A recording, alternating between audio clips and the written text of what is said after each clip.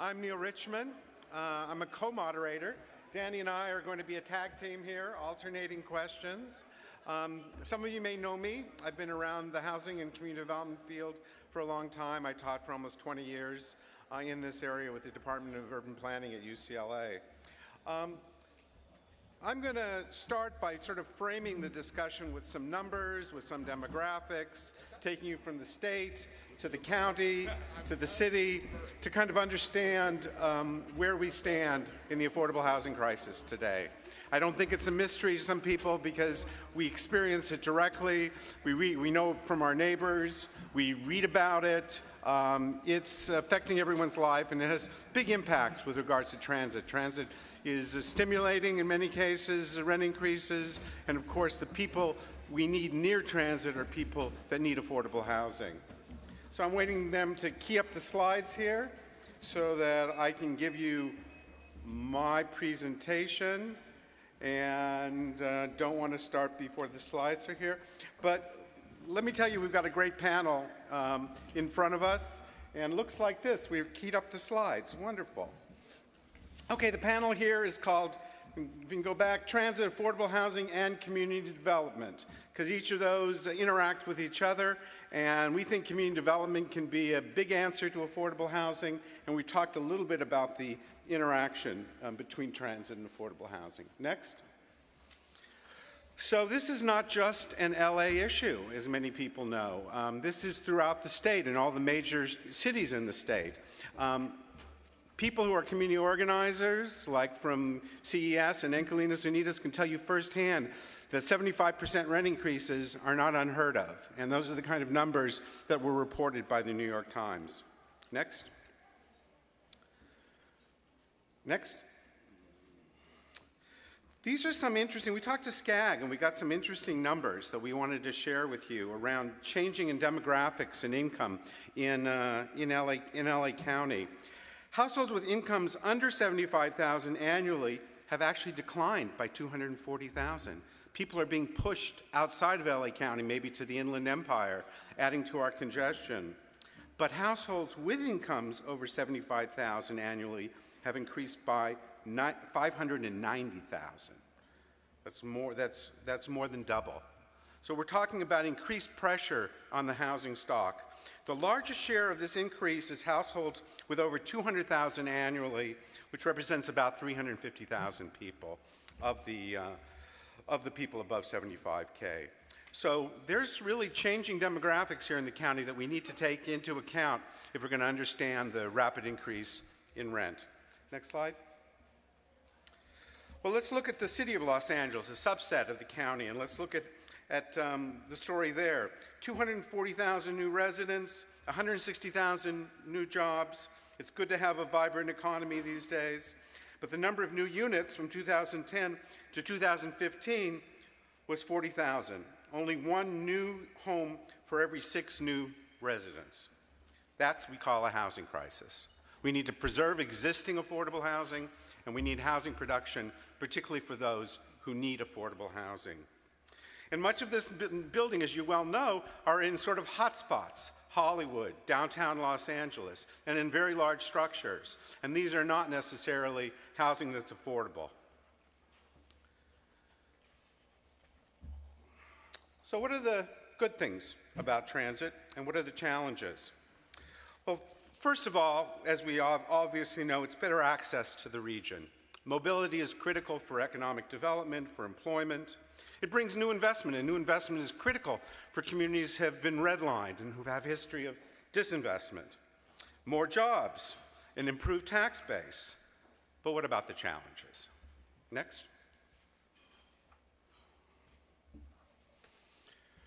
Well, we're talking about growing gentrification pressures, potential displacement of existing households, and again, those are the core ridership for our public transit system. And demand is in part population growth of high-income households, but we're also part of a global market. And it's really clear that money is coming in, buying properties sight unseen, just because they know that LA, with its weather and with its booming economy, the real estate prices are something you can bet on with your money, that there'll be appreciation and that there'll be return. So we have here at the last sentence either preserve and produce affordable housing stock or face a huge social dislocation. I wrote that slide, but now I have to take myself aback. We're having a major social dislocation. This is not something in the future. And it's rippling throughout the city, the county, and the state. And so it's going to be very appropriate. Our first speaker is someone in the front lines of that social dislocation, Larry Gross from CES. So I'm going to hand it over to my tag team member. Thank you, thank you. So we want to really get into, no, that's appropriate. Come on, get Neil. Yeah. So Neil set the stage. You've seen the data reflected in the charts, and so we want to begin by asking Larry a question that really comes from your background. 40 years of work at CES in tenant protection and tenant advocacy. What do you see are the key elements of an affordable housing preservation strategy at the state, at the county, and at the local levels? What are those key elements that must be in place?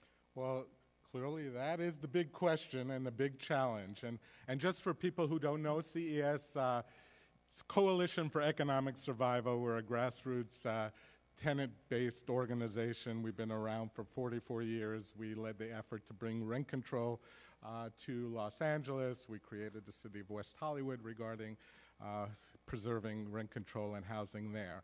And so, you know, I heard the baseball analogy at the other speaker, and so hopefully next week we're going to be the city with the #1 baseball team. But unfortunately, we're #1 in a lot of ways that we shouldn't be very proud of. And so we're the most unaffordable city in the nation in regards to rent burden. People are paying a higher percentage of their income to rent, upwards of 50%, leaving little else to pay for their family. We have the highest poverty rate here in Los Angeles, 26%. 1 out of every 4 households living under the poverty line. We have the most overcrowded conditions in the nation. 7 of the 10 most overcrowded zip codes are here in Los Angeles. We have the most homeless population in Los Angeles. We have the highest number of rent control and subsidized housing units that have been lost over the last several years and are at risk. And at the same time, we're seeing a situation where the Housing Authority, after 15 years, had just opened up their list of Section 8 subsidies, and they anticipated that 600,000 people in this area would be eligible for that, and clearly only a fraction will get it. So it gives you sort of the magnitude of the crisis we're facing. At the same time, rents have been rising at 25% over the last 15 or so years. Actual income has gone down 6%. And then you add in the fact that we have policies on the state level that discourage the preservation of affordable housing, such as the Costa-Hawkins Housing Act, which restricts local rent control laws, and the Ellis Act, which allows landlords to go out of the rental market and convert that housing to high-priced housing.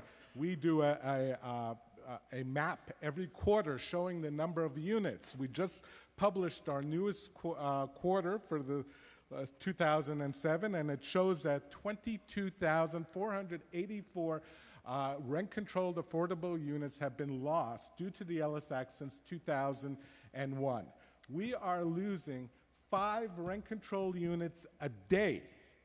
And so then the question comes up, well, 5 units a day, where are we going to get the resources and the money to not only cover those 5 units, but also add to that because of the need? I mean, the California Housing Partnership Corporation said we need 500,000 affordable housing units in Los Angeles. And then you talk about transit-oriented housing, and so there's a concern there because we always ask, well, on paper it sounds good, and clearly it's a way to go, but we have to ask who that housing is for.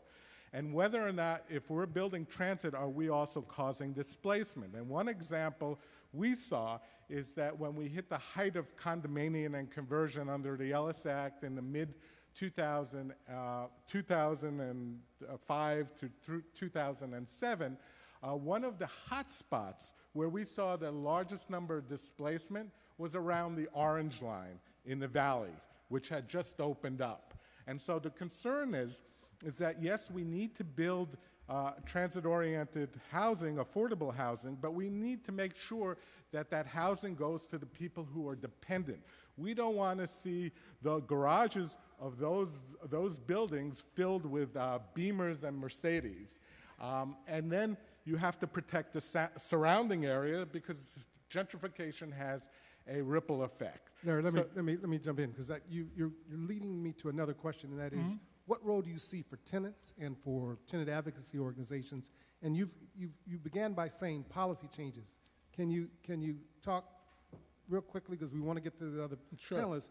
But is there a role? What role for tenants and other supportive organizations? Well, I clearly think tenants have to be at the forefront. They're the ones who are directly impacted, and they know what their needs are.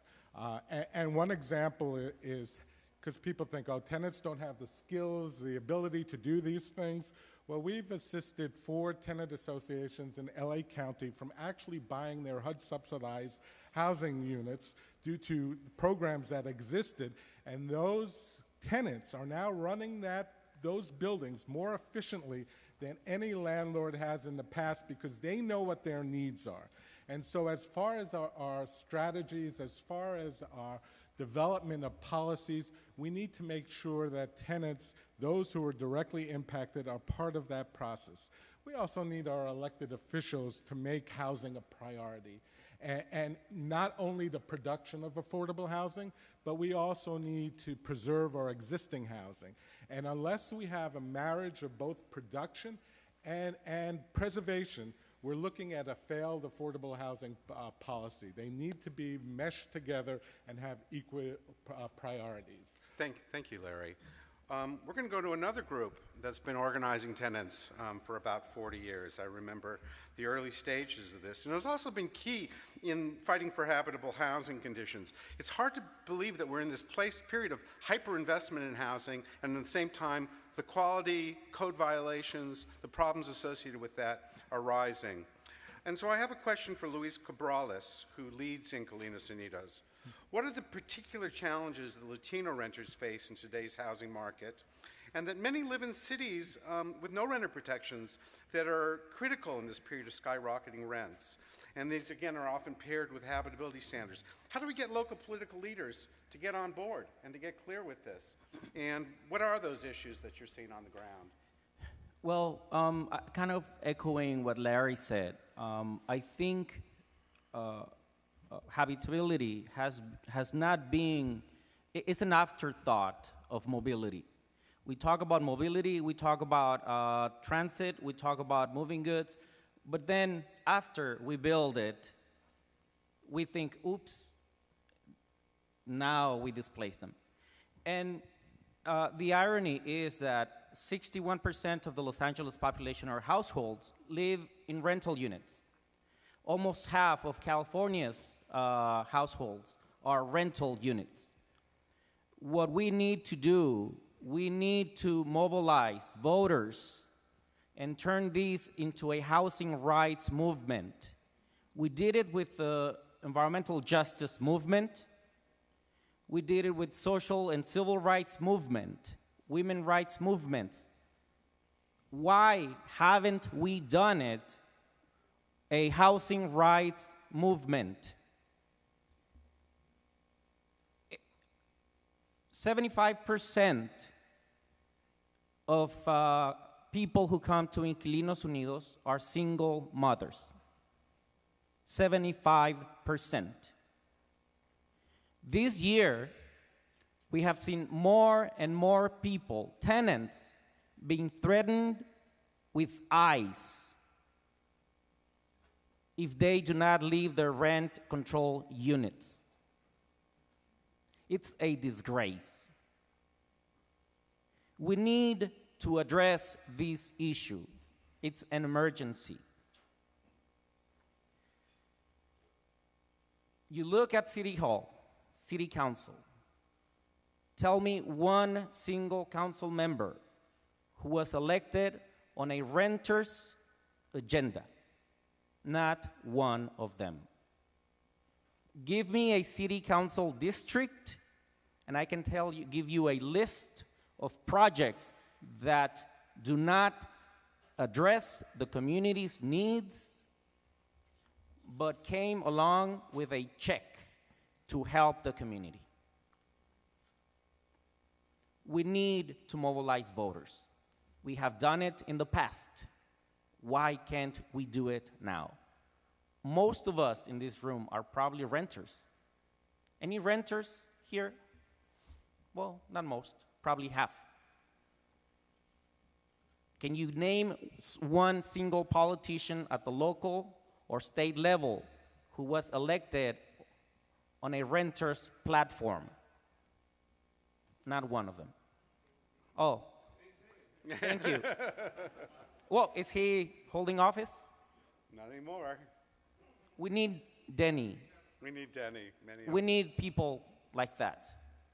We need to mobilize voters. We need to look at the impacts that transportation are having on our community. Today, as we speak, Inquilinos Unidos, which serves 4,000 people each year, is being evicted.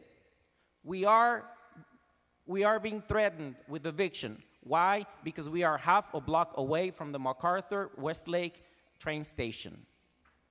What's going to happen? Our building where Inquilinos Unidos is working, where many other nonprofits and health clinics, small attorneys' offices serve the local community, are going to be displaced because our building is going to be turned into an upscale hotel. The irony, right? Mm-hmm. Want to talk baseball? Let's talk about Chavez Ravine. It's been part of our history, but we haven't been smart about addressing these issues.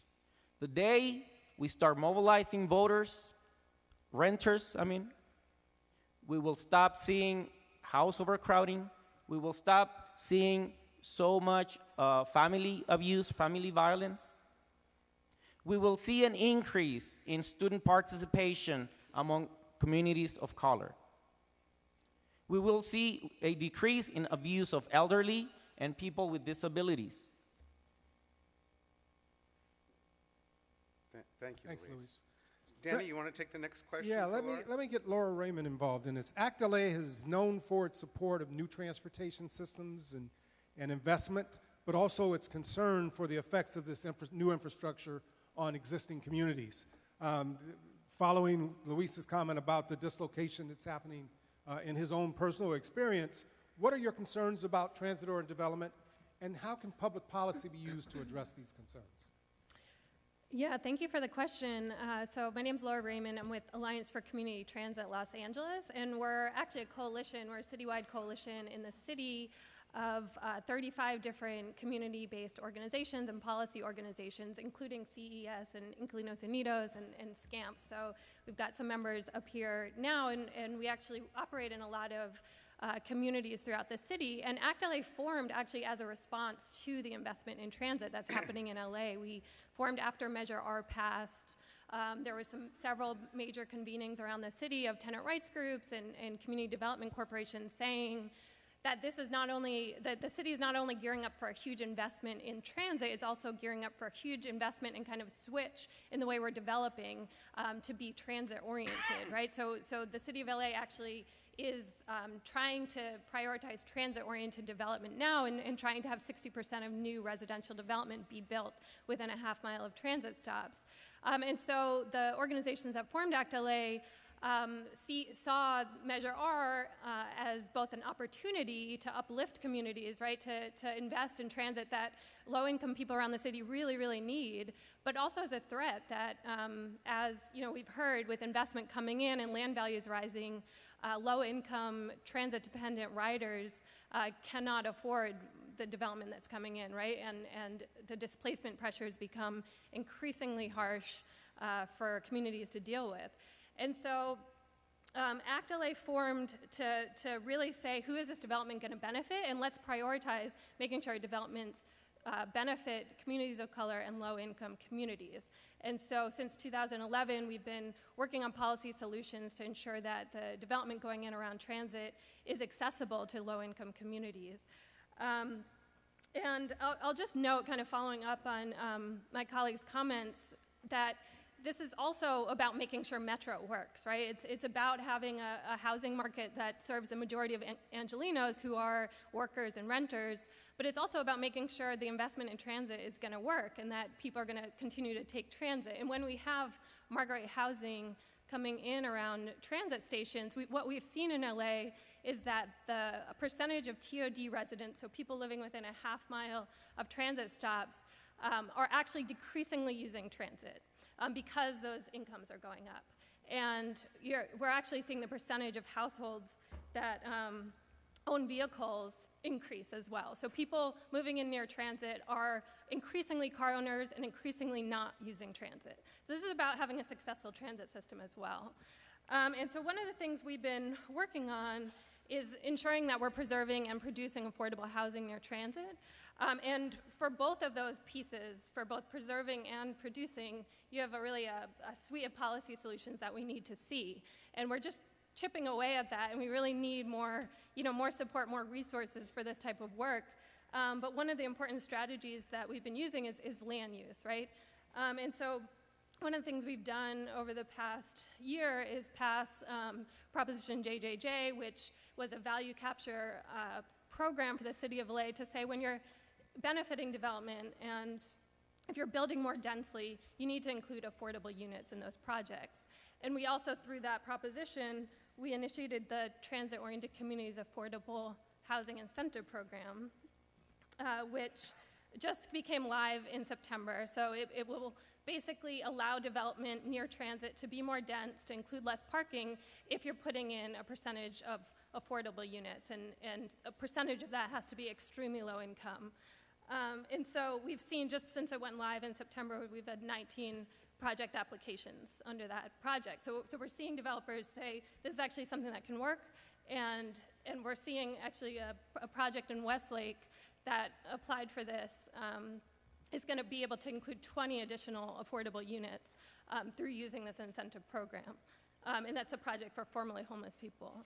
So we need more solutions like this. We're implementing JJJ, and we're also turning to the community plan process, which is underway in the city of Los Angeles. We're having all 35 community plans about to be updated, and that's going to be a really important opportunity to ensure there's equitable development principles in all the community plans moving forward. So that's another really important way people can get involved. We need, we've got 35 community plan areas. We need community groups in each of those community plan areas to get involved and ensure that there's good equitable principles. Thank you. That was very helpful in helping to situate the conversation. It's very meaningful for me to introduce our next speaker because we began our career together in we all know Ann Sewell, and she's been a tremendous leader and pioneer in the affordable housing industry here in LA and Southern California. I want to congratulate you first on the recognition from the Enterprise Foundation that you just received, and appropriate for let's give her a round of applause for that. Okay, we have won at state and at local levels new resources for affordable housing over the past several years. We think it adds up to a little less than $6.8 billion over the next 10 years, averaging maybe $600 million a year here in Los Angeles.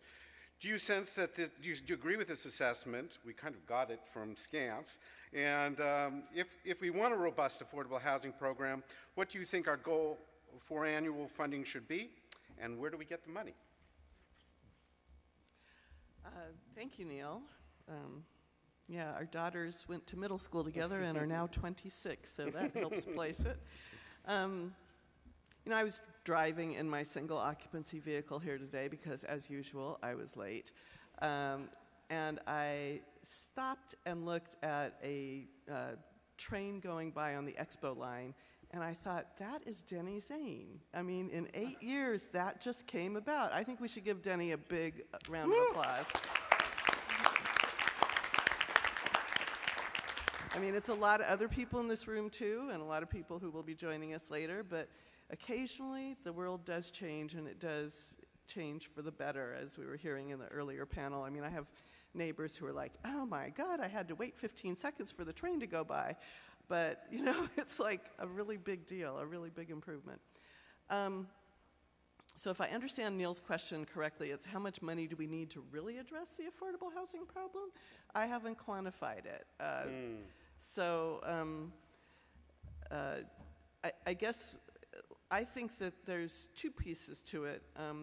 We need money and we need political will to make the land use changes. You know, one of the things that happened, and I don't know if it's included in the $6 billion, but happened in the last year that Laura was talking about that's a huge deal, is streamlining and making it easier to build a range of housing prices around transit.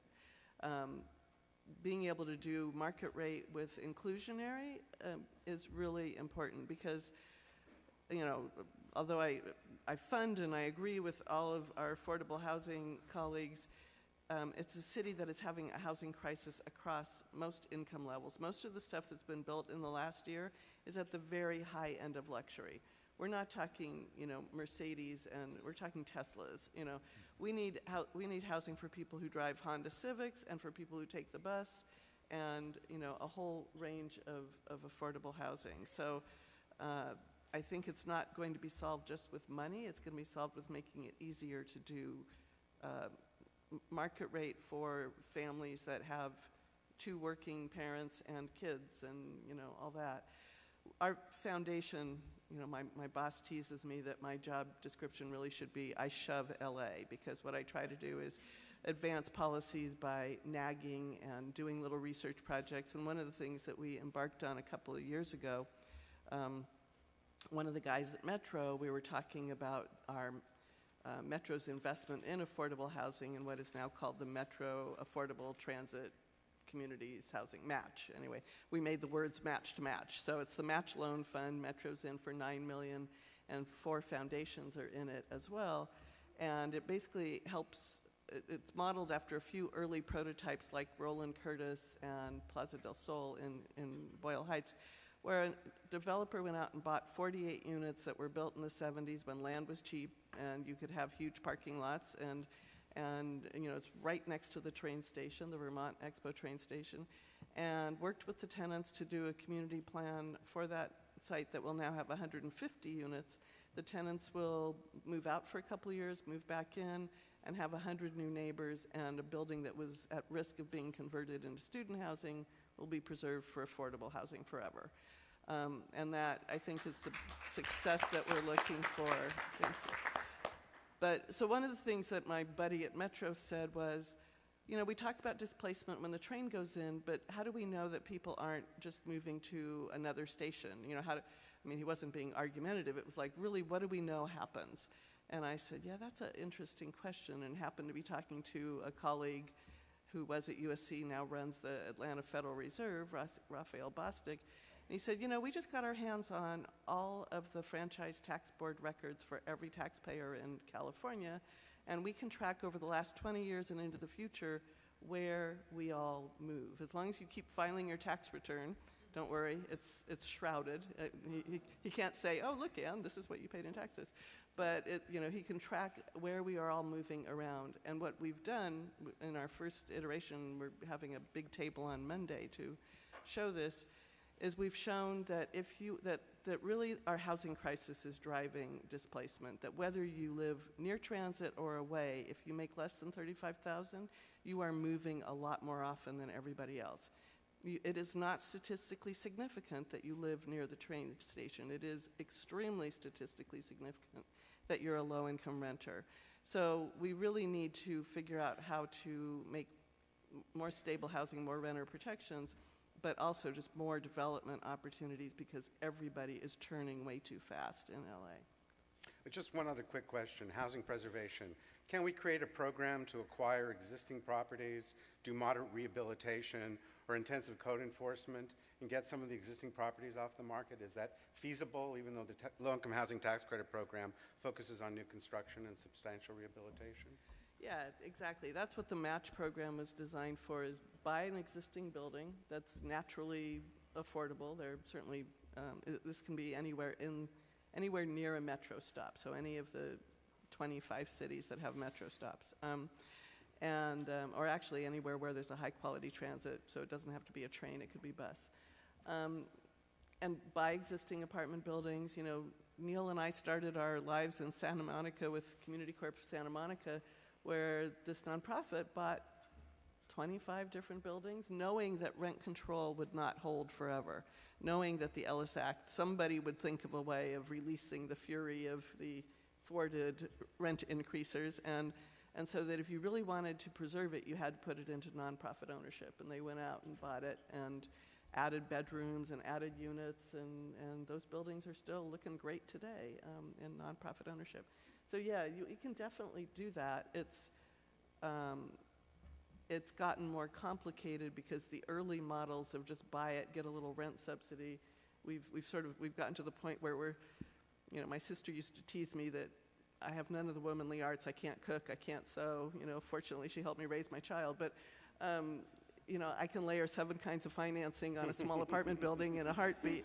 So we've gotten that much more difficult, you know, so we need to make it more simple again. Yeah. Danny, you want to ask the next question? I'm right here. Thank you, Ann.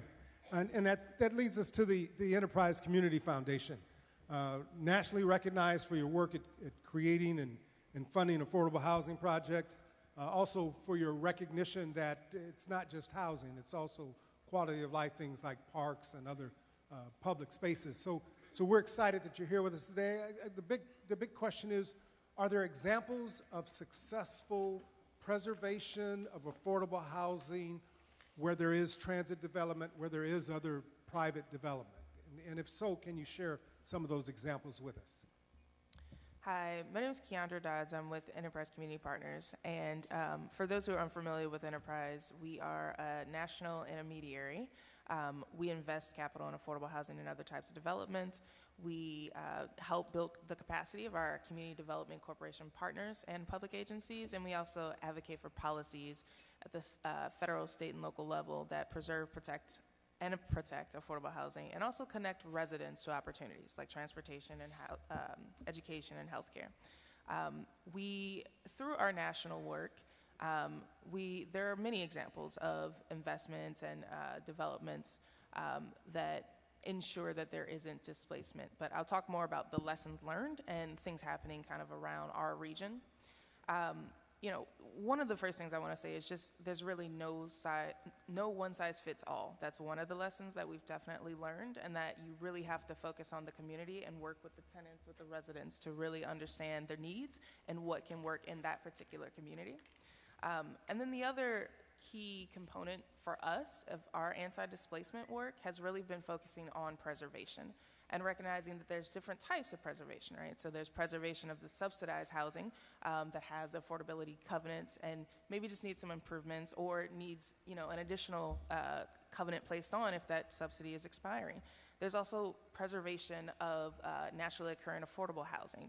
And this is a really big issue in a lot of areas where we see new investment and we see a lot of speculators coming in and buying up these properties and then, you know, evicting people or increasing the rents. And so to be able to, you know, get more nonprofits to either own them and be able to place an affordability covenant on them, or having collective home ownership tools or ways that actual tenants can own those properties are crucial. And we are currently, you know, working with the county and with the city of LA to increase the financial tools to be able to do that, to actually preserve those units. and also being able to use the match program, which we're really excited about and really look forward to seeing how we can make that work throughout the county. And I think it's important to also recognize that in this preservation work, you also have to recognize that while it's important to preserve the units, it's also important to preserve the people that are actually living in those units and help them to be able to stay in place. That's one of the challenges sometimes, because as a city, as a region that's very landlocked in many ways, we're landlocked in many ways, and we also have a lot of units that are in poor condition, and they really need to be improved. And so sometimes they require a little bit more to preserve them, and that might require the tenant being temporarily relocated. And there are challenges for that tenant in doing that. And so in addition to simply raising the capital to be able to preserve the units, we also need to have stronger tenant protections, and things like making sure that if a tenant gets a tenant voucher, that they can actually take that voucher and go somewhere else within their community or go somewhere else of their neighborhood of choice. And so you have to couple preservation, tenant protections, and then, of course, building more affordable housing so that people have. We really appreciate you focusing on preservation, because people are always familiar with the tax credit model and the beautiful new construction projects that Enterprise and others fund. And the industry leader on that for affordable housing is here, which is Alan Greenlee and SCAMP, the Southern California Association for Nonprofit Housing. And as I said, they've been at the forefront of creating and strengthening the affordable housing industry, in part as I said, serving as the sector's trade association. Can you talk about new sources of funding that are becoming available for affordable housing and what pieces are still missing? Do we have the kind of nimble resources that we need to do exactly what KeAndra said, grab those buildings and those opportunities? Maybe you can talk a little bit about that. I'd be happy to do that. First of all, thanks, Neil, for the question. Thanks, Denny, for putting this room together, and thanks for the opportunity to address everybody here. I don't have to describe SCAMP because he did a great job. Thank you very much. So yeah, I mean, when I joined this organization in 2012, the public subsidy funds had not only diminished, but it had actually gone below zero. We'd lost $250 million a year that came especially dedicated to affordable housing through the redevelopment agency, and that had been taken away around the beginning of the tens of this millennium. And since then, the public sector, the voters primarily, have demonstrated their willingness to address the affordable housing question at the ballot box and in other ways. The County of LA, I really think, at least in my experience, was really the forefront on it when they created what's now called the Affordable Housing Program. It would be $300 million over the next, between 2012 and 2020, and then $100 million a year after that. And they really demonstrated the political courage to put money where the issue was.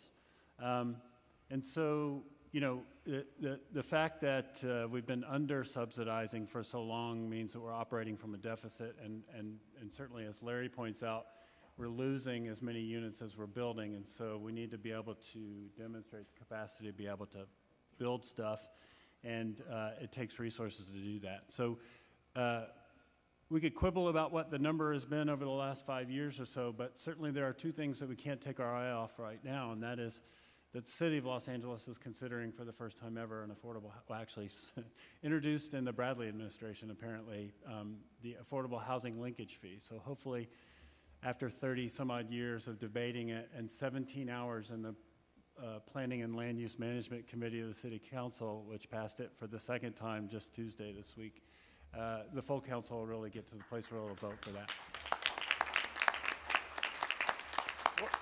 And then the state stepped up. Okay, go ahead.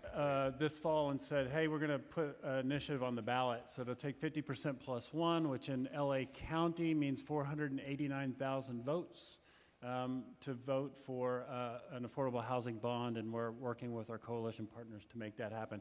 And my last point is that as this conversation demonstrates, the solution is multivariant. It takes production and preservation. It takes a concerted effort over a long period of time. So we've done some really great things over the last handful of years, but we needed to do it for a really long time. And then the other element, which I assume we're going to get to, is the question about what the role of the private sector is. And so, for example, one of the things the state did was pass a bill that made it okay to do inclusionary on multifamily properties. Measure JJJ demonstrates, and the transit-oriented communities program demonstrates that the private sector is actually willing to do that work. And then the other thing I would say, in the context of the linkage fee, there were some reports done by the city that essentially said that a linkage fee would take developing residential and commercial development in the city from the ability of a developer to make a boatload of money to being able to make just a ton of money. And so the business still works, that we're not hurting that we can do it, we can do both. Really quick. Yeah, Alan, thank you very much. You've okay, actually go ahead, please. You've actually teed up our next presenter here. And so we first want to thank, as Move LA, thank the LA Chamber of Commerce for being a great partner on both Measure M and Measure H, and really being a key component of the conversation around public transit, and now this effort and discussion around transit-oriented development and affordable housing. So Jerry, with that as sort of the pretext, where is the chamber? What do you think the affordable housing crisis is, and how does the chamber see the resources needed to really address the affordable housing? Well, the chamber, as you said, has been. Thank you for having us here, and thank you for allowing us to take a part in this important discussion. The chamber, first of all, has been engaged in a variety of community activities and views itself not just as a business organization, but a vital part of community health, and that's from education to homelessness and to housing.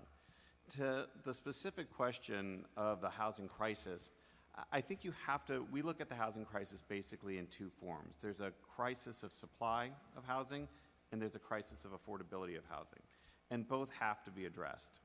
If you look at the crisis of supply, you are simply not, as Neil pointed out at the very beginning, we're building 20,000 units less per year than we need.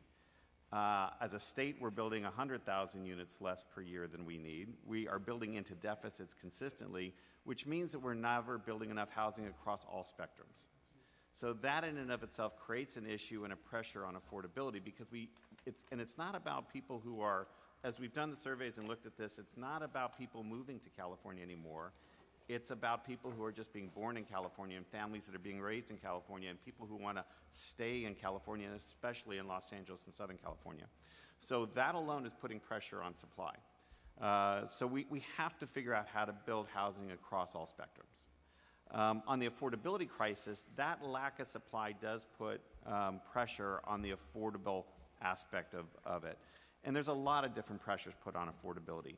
There's the fact that you have a significant amount of lack of supply. You have people who are now have held on to land for a very long period of time in their families, and they are looking at rising markets and this lack of supply causing their properties where they can cash out now, and they're selling land at historically high prices.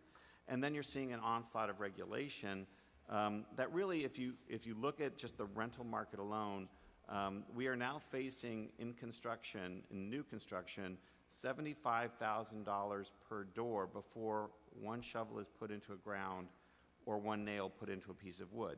So that housing unit is already burdened with a significant amount of cost, even before you layer in how much does it cost to build it, how much did the land cost, how much does it cost relative to just maintaining and people making a modicum profit, not a ton or not a boatload, but a modicum amount of profit. So you have to layer all of that in. We look at that as kind of a number of measures. One, how do we discuss the fact that affordability in this community is not just about housing, it's about having an affordable community, and that relates to transit. Because as you move people out, when a mother of two can't afford to maintain a job or maintain a house in LA, and then she has to move out to somewhere outside, her transportation costs have increased. Her childcare costs have increased.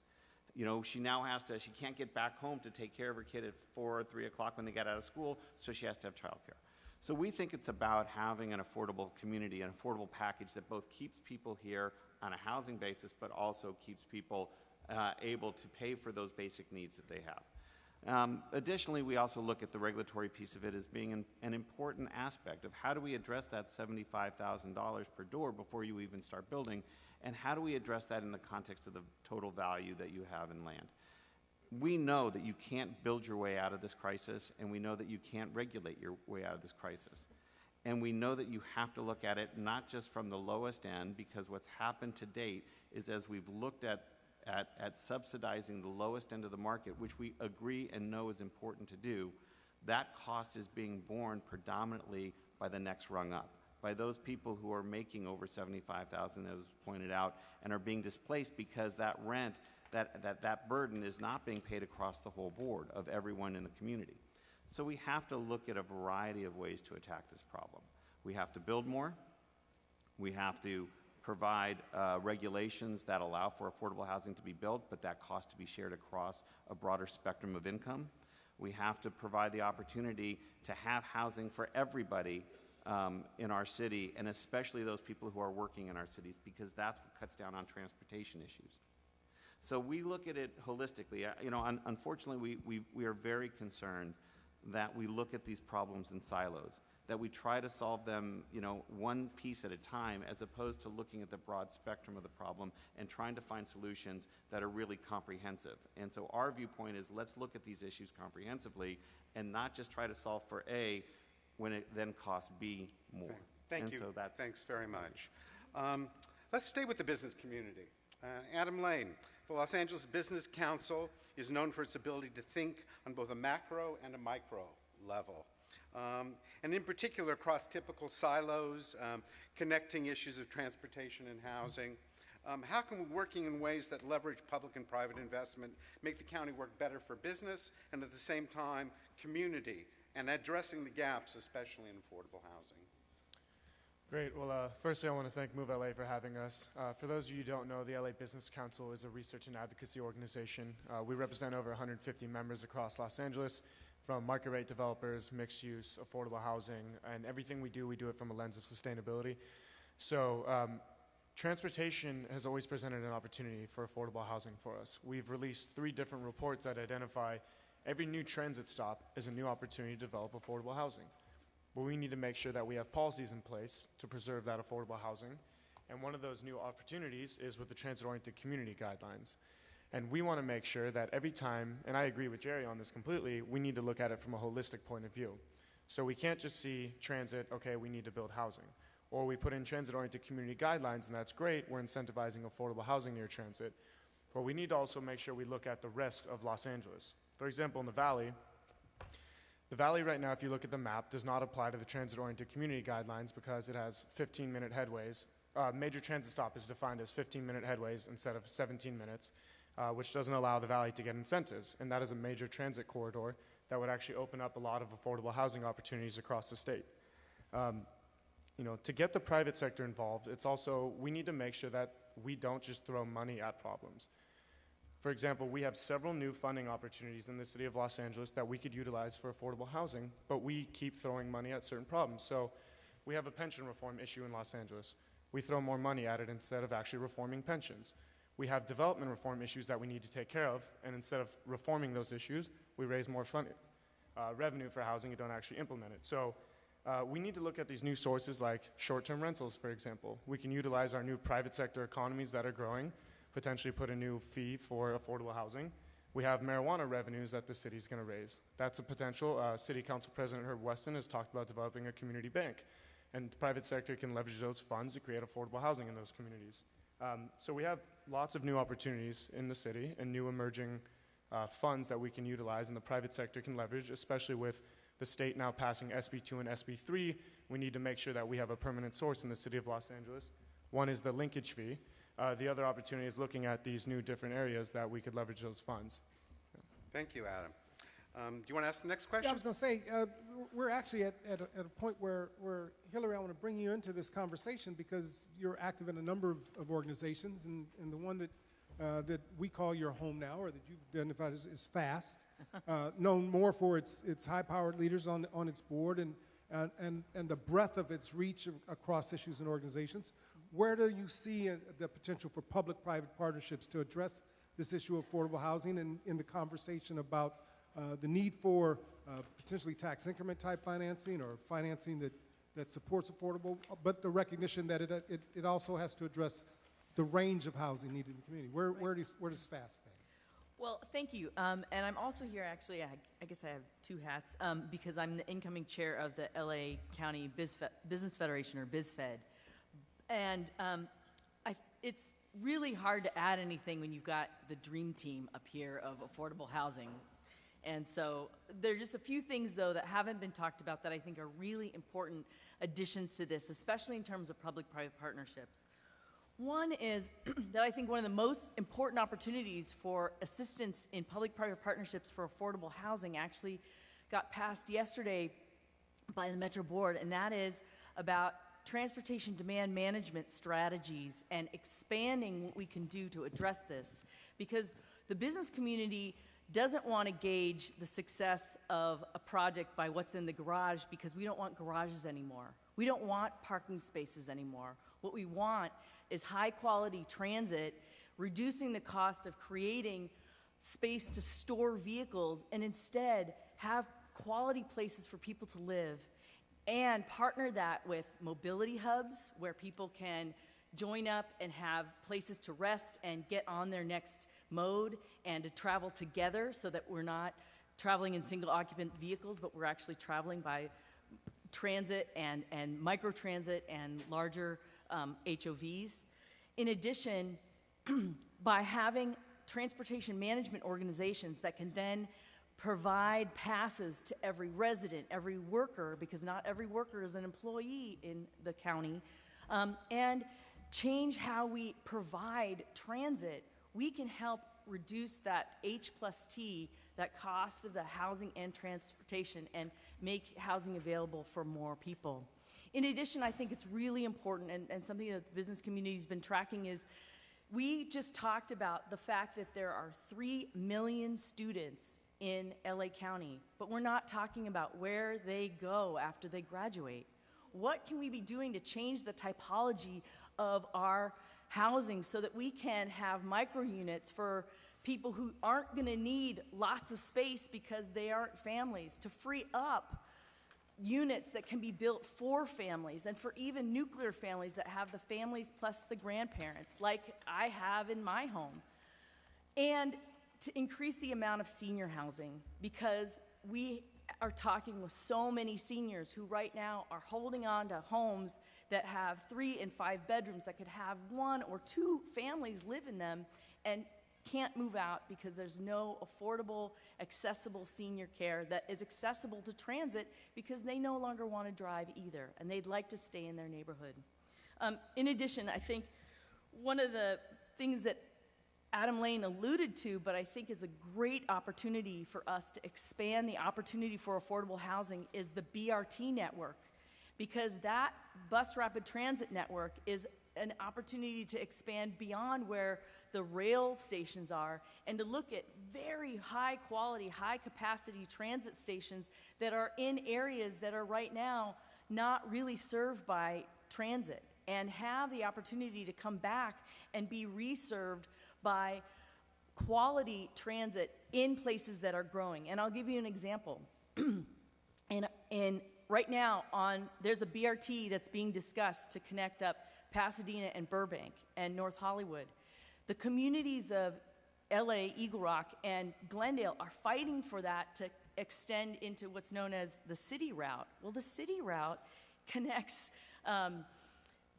Eagle Rock, it connects Occidental College, Denny's alma mater. It connects all of the new development that's happening in Glendale. It connects high schools, so high schoolers can get access to jobs. It connects all of the huge amount of development that's happening on Eagle Rock Boulevard in corridors that were once served by the Red Line, the red cars.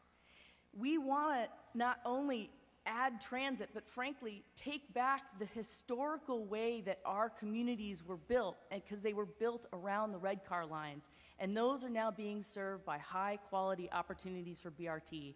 And with those high quality BRTs, as Adam was pointing out, if we can have less than 15-minute headways, we can also have them in the high quality, high opportunity zones to build housing faster. I'm really glad you mentioned corridors, because we want to talk, particularly at the second part of it, not just about TODs around transit, but how do we really revitalize, turn grand boulevards into our corridors.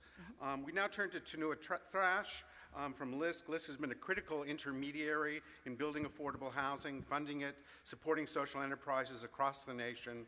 How can we use these commercial corridors? How can they be revitalized by creatively combining resources to develop affordable housing and other necessary amenities? Also, I wondered if you can, no one's talked about a new tax increment financing for TODs. Maybe you've got some thoughts about that, or others do. So I wanted to throw that out there. Well, good morning, everybody. I really appreciate that every year Move LA continues to rally us to be together among sort of an interdisciplinary set of members, really looking at what can we do about transit, but also about housing in the communities where we want to see people thrive and grow.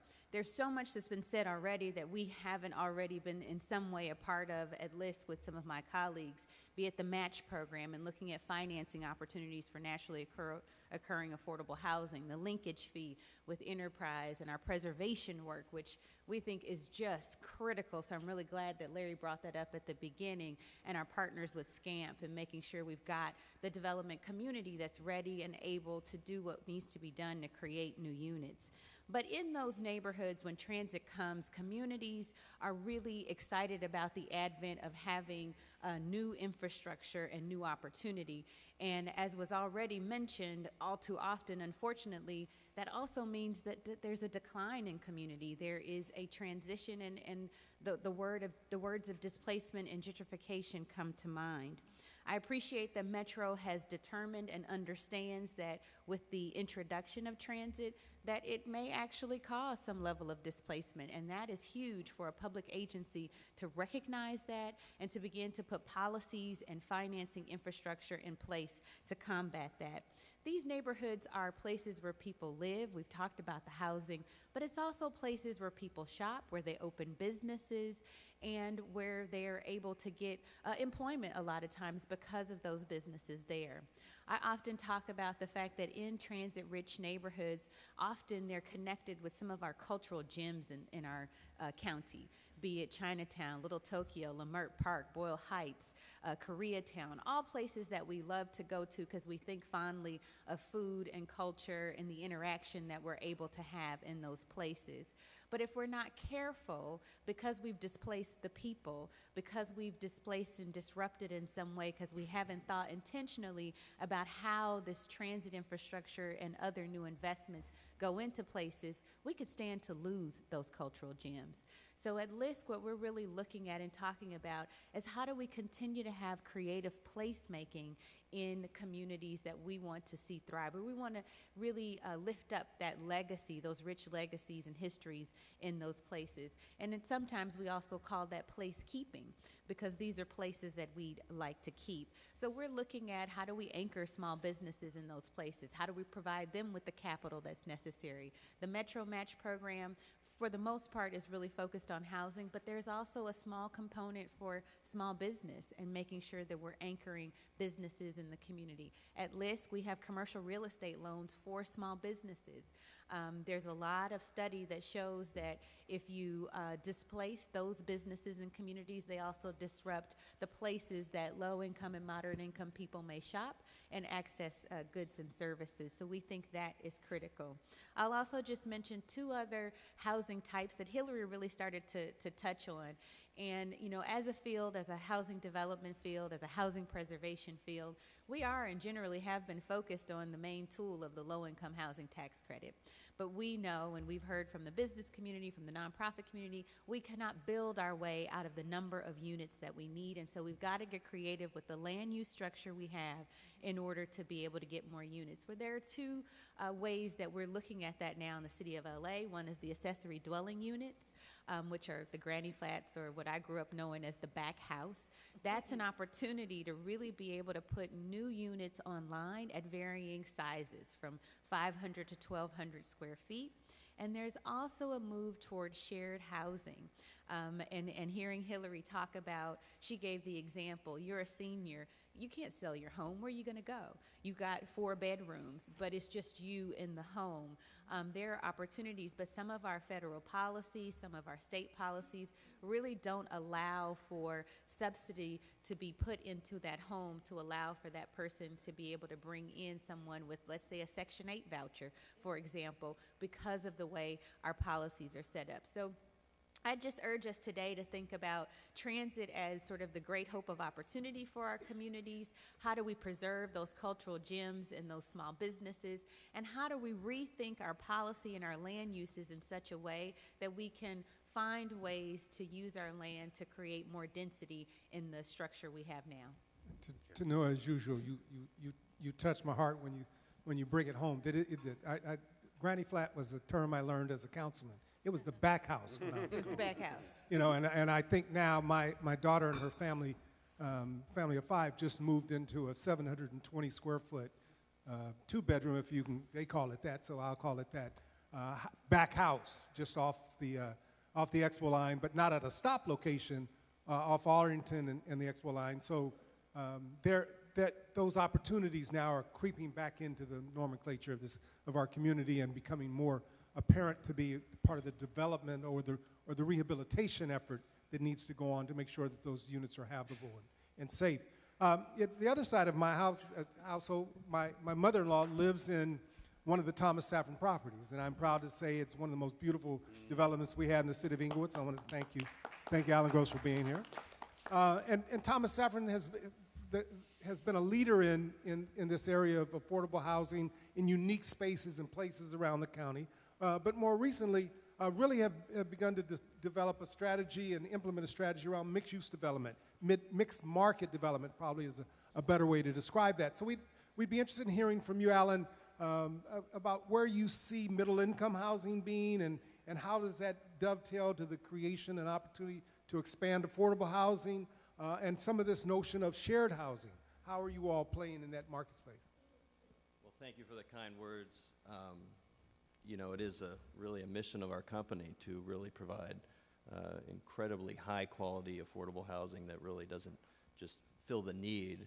Listen, we're going to lease buildings at $400 to $800 a month in rent, which are the tax credit rents, but to really enrich the lives of the people who live there. And so, you know, it's very nice to hear about your personal reference. Specifically as to your question about, you know, transit-oriented corridors and mixed-use developments, it's been a mission of the company for some time to figure out how to take, you know, commercially zoned land to provide the commercial uses, but to also provide the housing above.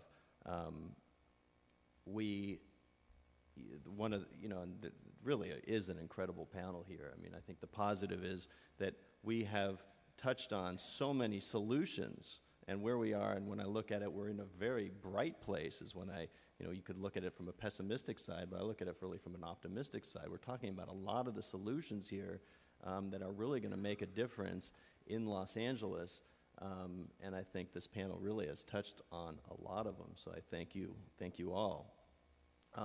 Specifically, you know, we're utilizing, so that we're working with the transit-oriented communities part of JJJ, which is incredible. I mean, we were one of those first of, I guess, the 14 people or projects that applied under it. We were selected in the city of LA for a project, a community on Bundy and Missouri, just north of Olympic, right near transit. And because of the proximity to transit, there are incredible incentives that will expedite that community. So we're thrilled with that. Specifically, that ordinance provides for a reduction to the point, depending on your proximity to transit and the number of affordable housing units you provide, to 0 parking spaces. Wow. I think that's just incredible. Yeah. Wow.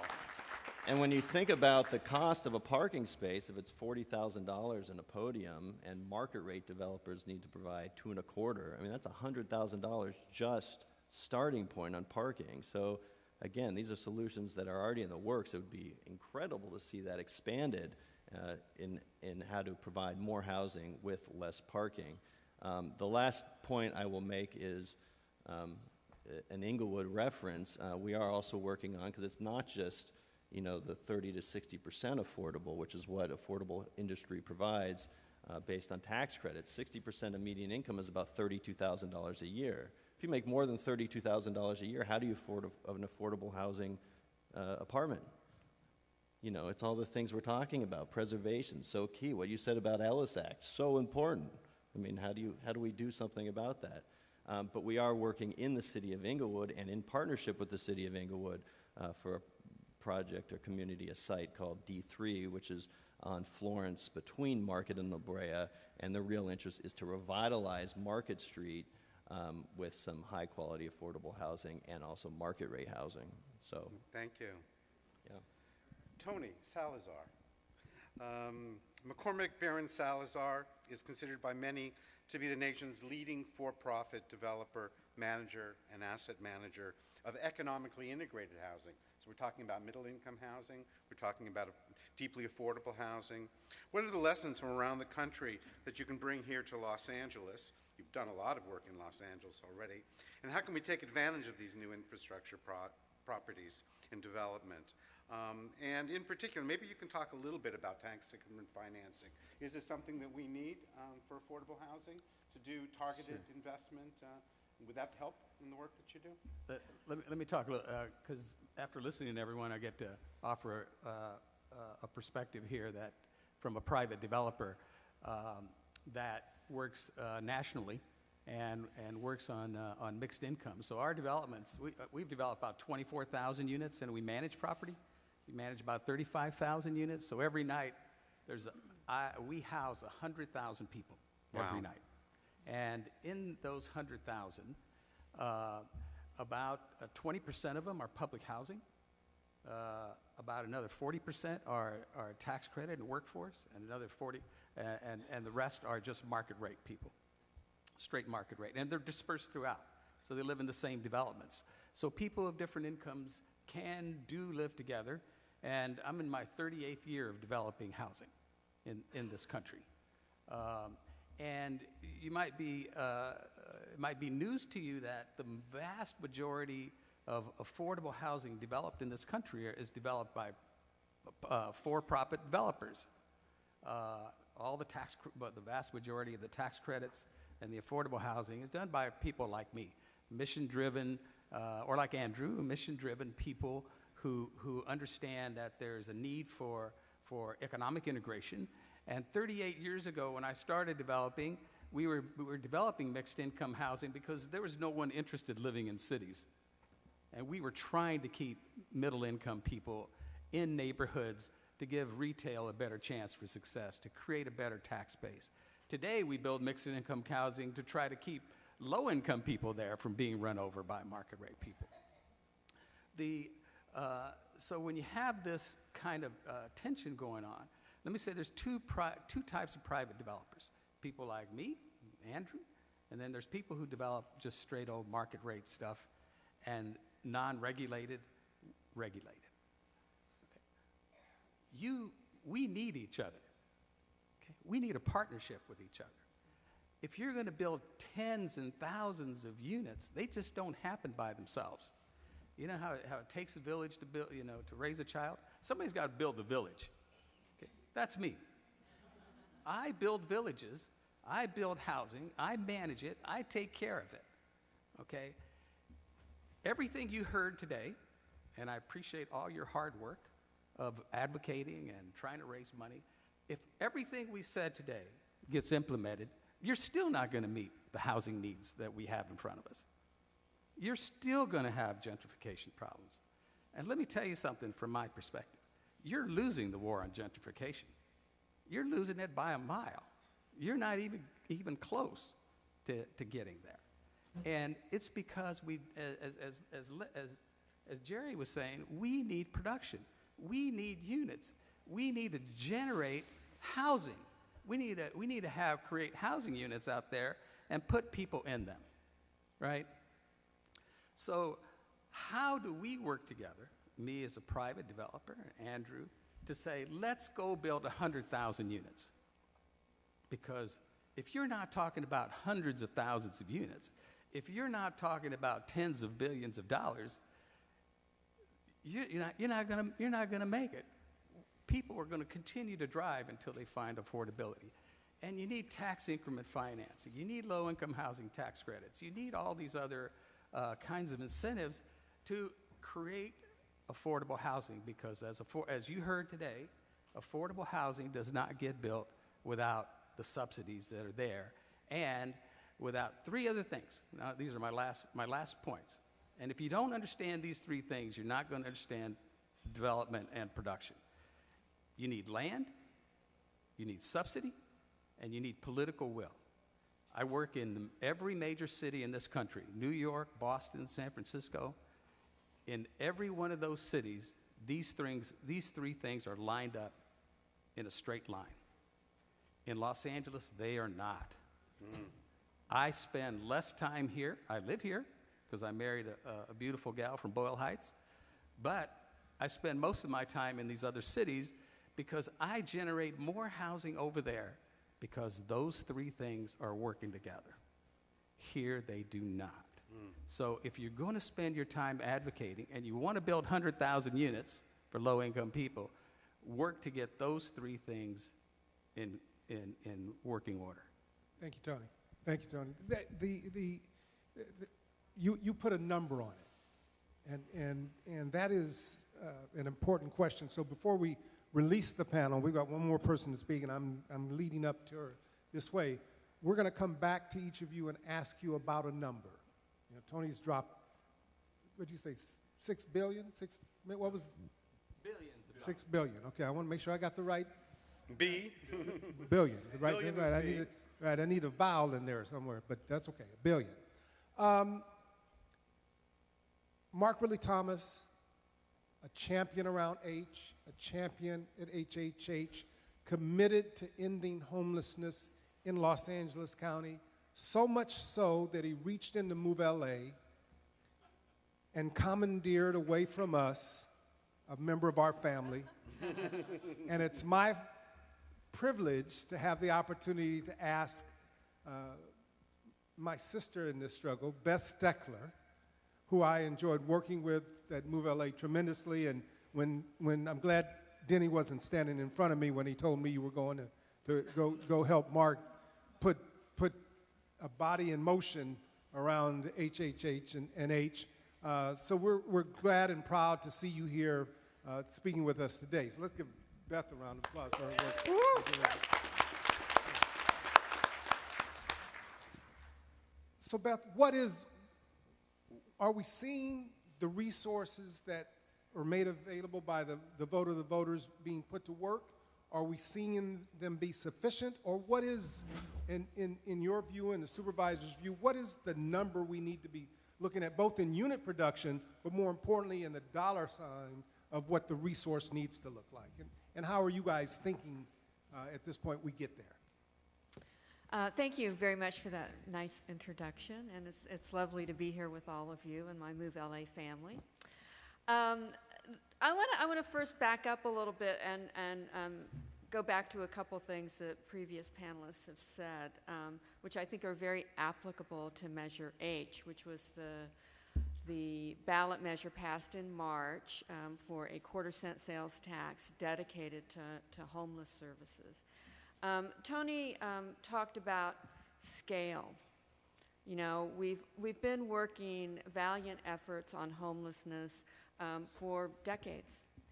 People doing amazing work to help individuals get out of homelessness, but it has not been at the scale of the problem. And as a result, the scale has grown to 58,000 people, and we expect it to continue to grow.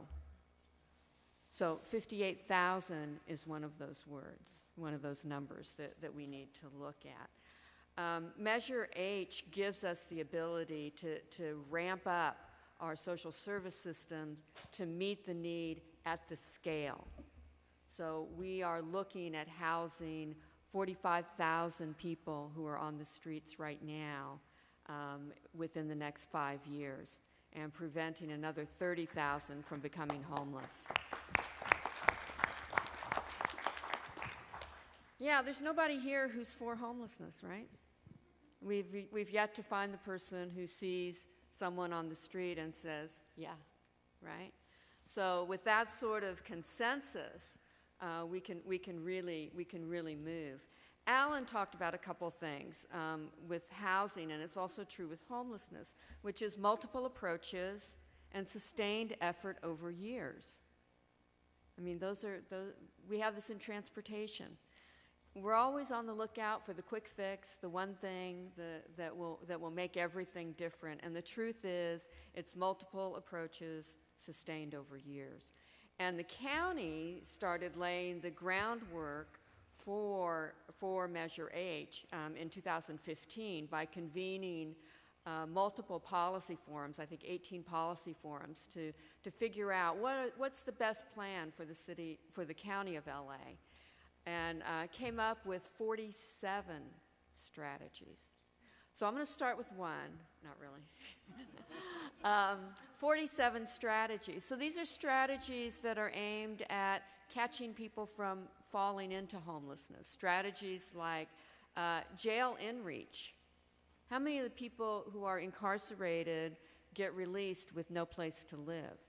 We can change that. We are changing that. We are building what we call bridge housing for people who are coming out of jails and prisons, and we have jail in-reach workers working today. So let's turn off the spigot on people coming out of jail and going onto the street. We have people, you guys remember this, we used to have a really big problem of hospitals dumping people in Skid Row. We had it on camera. Heartbreaking, I'm sure, for everybody involved in that. And yet, the people all involved didn't have other options. We have created over 200 recuperative beds in Los Angeles for people who are exiting institutions like hospitals and who need care and do not have a place to live. So we're going to turn off that spigot as well. We have young people who age out of foster care and find themselves, couch surfing and eventually on the street. At 18, I don't know where your head was at, but I couldn't have made it on my own. I was working hard, I was in school, but I couldn't have made it without my family. So this is another group where we are having a very focused approach with. So we're also working with the people who are on the street right now, outreach strategies to build trust. It's amazing encountering people who have lived on the streets for 10 years, for 15 years, for 4 years. Can you imagine what kind of psychological damage, how many people have let you down that you ended up on the street, number one, and number two, can't get off the street. And I know for all the people in this room that as we pass people every day and we see people on the street, there's a little piece of us that dies because we can't help. We are helping. You are helping. The voters, 70% of the voters in March passed Measure H, and we've got the strategies. We are in the process of ramping up our systems. We're going to learn and correct. We're going to monitor. We have accountability on this. And it is going to take us time. It is going to take a sustained effort over years. So when you see a homeless person on the street 18 months from now, 2 years from now, remember, our goal is 45,000 people over the next 5 years. We're approaching people individually, where they are at, but we are absolutely committed to work with our partners in the city of LA, building 10,000 units with Measure HHH, our partners in the social services nonprofit community, our partners with United Way, our partners with the business community. We all have to do it together. Like all big problems, we have to all work together. and to be flexible in our approaches, but to be serious about working at the scale with multiple approaches sustained over years. So thank you all for everything you're doing. Thank you, Beth. Thank you, Beth. All right, so we've come. I want to hold you just for a few more moments, and Ann, you reminded me about time keeps moving as we've been talking and meeting and participating in conferences like this. But let's get to a number. I'm going to start at the far end, work your way this way. What's the number you're working from, the dollar value number now, and the unit number you're working from to address the affordable housing crisis, and why is it your number? Quickly, if you can. Alan, we're going to start with you. I'm going to use the California Housing Partnership number they do a review every year. LA County. Anybody remember what that number is? I remember it was 250 a couple of years ago. I think it's more like 450. Yeah. 550? 550 says Laura. 550. Is that units or is that dollars? Those are the affordable units needed in the city, or in the county. County. Yeah, okay, so Alan, they didn't hear you on this side. The we want to make sure the California business Housing community- Partnership, as my colleagues on this side of the table remind me, have estimated that the county is short 450,000 units that are affordable to people of low, deeply low, and extremely low income. 450,000 units. So in terms of number and investment, I would defer to Alan in terms of that number, but I would say we also have to talk about investing in community organizing and investing in tenant education. So I want that piece to also be part of this as well.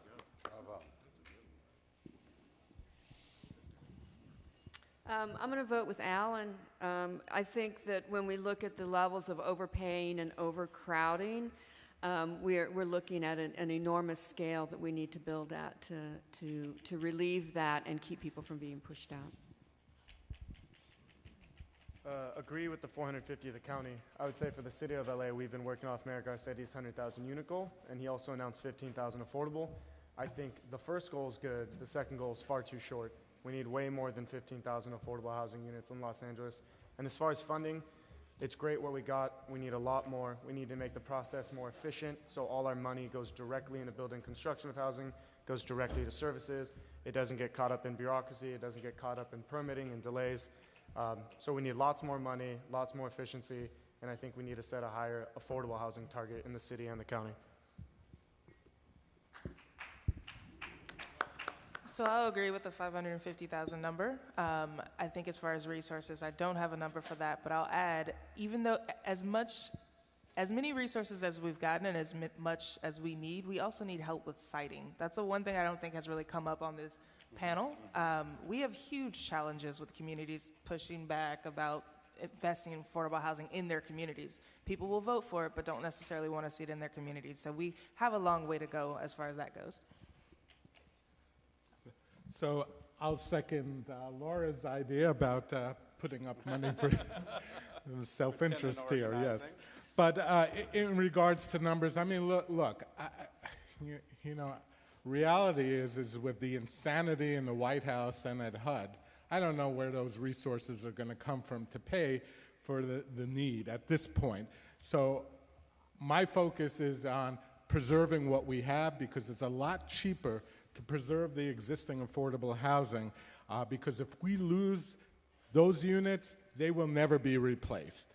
And so there's a lot of emphasis on production. Yes, we need to, but trickle down is not going to happen. It just never works. We need to commit ourselves to the affordable stock and our existing affordable housing.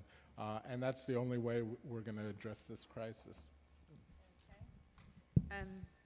So agreeing with my colleagues about the number of units, if new construction may cost, maybe on average for one unit, $300,000 or more, that's something to keep in mind. Preservation can probably cost us a tenth of that. at probably 30,000.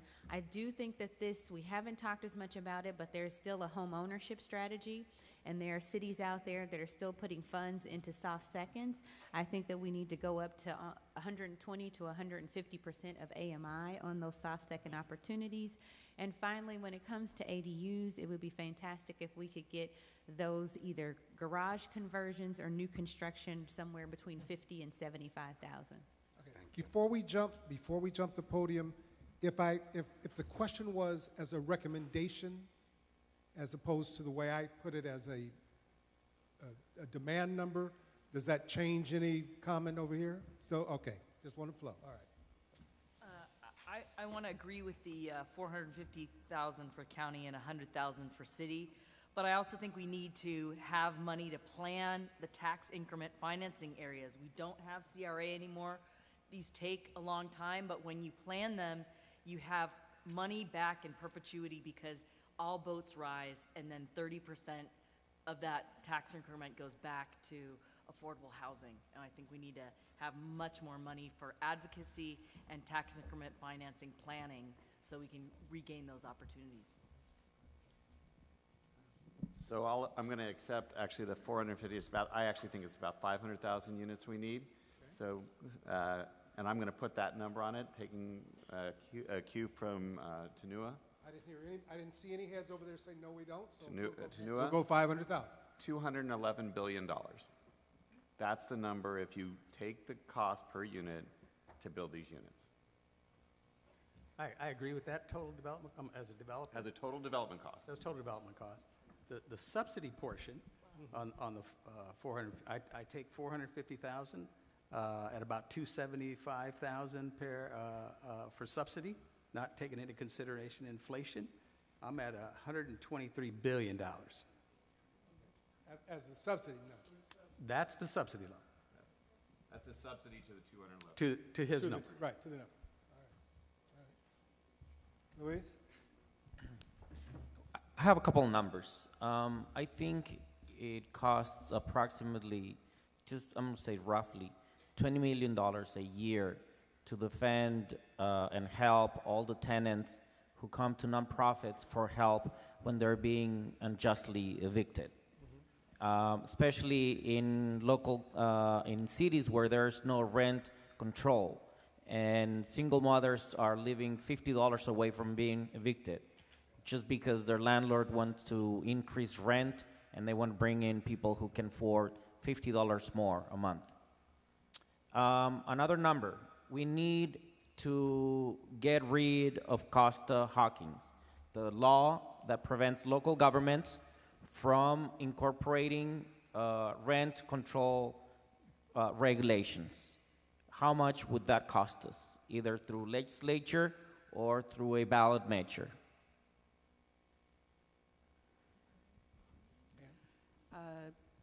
So I agree with everybody on the shortfall that we currently are experiencing of 400 to 500,000 units, and I appreciate Jerry and Tony doing the math.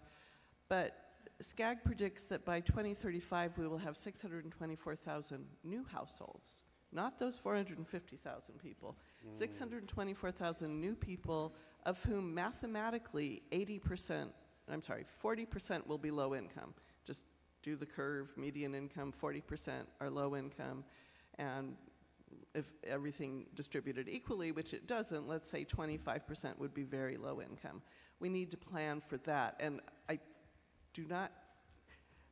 want to point out that trickle-down does work in one way, which is if you do not plan to house your moderate income workers, they will move into your naturally occurring affordable housing, which is what is happening here. So we need to make sure that we aren't just trying to target affordable housing, although we do need it. We need to plan for housing everybody. Yeah, I mean, clearly I agree with the panel. I mean, the numbers are very, very high. And just while we're at it, why don't we just add some more money for more transit? So let me see if I've got this right. We're at 1 million housing units over the next 40 years. 540 for the folks who are here, 600 for the projected growth number. Is Is that right, Ann? Did I? 624,000 by 2035, and we're basically 18 years away from that. Round out to 20. I actually did the math one time. Times the number of residential neighborhood transit stops, just counting rail, not even counting bus, looking just at the affordable part of that, it works out to 75 units per stop per year. It's not infinity. We can do it. When you think about it spread across the county, it's totally possible. So, Jerry? And look, you asked a question in the middle, right? That's what a demand number, and then you said if you had an idea, would that be your real number in terms of a plan? As a recommendation, As a recommendation. And the answer to that is no, that would not be my number on recommendation, because there are a variety of strategies that we should be employing that will change that number, that to my $211 billion, which could be as much as a $400 billion. And the variety of strategies that can be employed to do that and the way that we look at land use can change that dynamic, and Ann is completely right. This is possible to be done, and we don't need whole dollars to do it. But we have to have consistent, as Beth said, we have to have long-term, consistent, and comprehensive strategies that make it work. Just let me add to that, because the point is that Ann was making was, what about the land around these particular stops? And that's why we're kind of here. There's got to be a concerted effort to match land, transit, subsidy, and the political will to make sure that they happen. Okay, and that's what I was saying earlier. Until the land that Metro owns. 'Cause here's the issue in Los Angeles, unlike other cities. In Los Angeles, the Metro has been mostly concerned about three things: the rail, the station, and the parking. In other cities, if you go to and just look at what they did in New York or in Washington, D.C. or in Denver, there was a major effort to assemble additional land for development, not just the parking lot. And that's what needs to happen. We're doing it backwards, but it doesn't mean we can't do it. And that's what Ann is saying, that's what Jerry's saying, that's what I agree to, is that we have to have an acquisition strategy to say, well, let's go buy some more land around the station and build higher density. Listen, thank you all for a wonderful panel. It's one of the smartest panels on this issue I've seen in a long time. I want to say just two things before we break for lunch. One is, so in Measure R and Measure M, in 40 years, $160 billion. So if you think these numbers are unreachable, that's what we thought in 2008. And we did it. The second thing is, after lunch, we're going to be having a discussion about some new directions that are extraordinary for both our county and our region. Please grab your lunch. We'll be starting soon. We have Supervisor Sheila Kuehl. We have Metro Deputy CEO Stephanie Wiggins, and we'll have Tom Steyer. And then we'll have a discussion, knock your socks off.